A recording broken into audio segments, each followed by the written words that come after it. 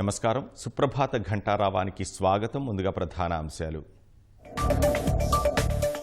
పాక్ విమానాలు భారత్ గగనతలంలో ప్రయాణించకుండా నిషేధం. మరో కీలక నిర్ణయం తీసుకున్న కేంద్రం.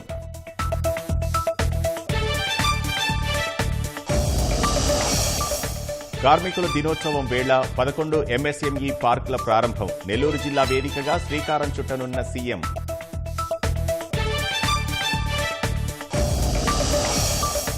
అమరావతి పునర్నిర్మాణ సభకు 5 లక్షల మంది తరలివచ్చే అవకాశం. ఎలాంటి ఇబ్బంది లేకుండా విస్తృత ఏర్పాట్లు చేస్తున్న ప్రభుత్వం.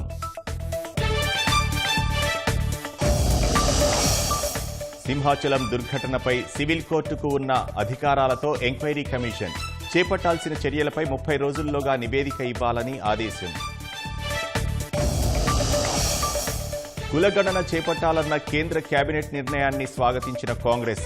నిధులు కేటాయించి కాలపరిమితి ఇవ్వాలని రాహుల్ డిమాండ్.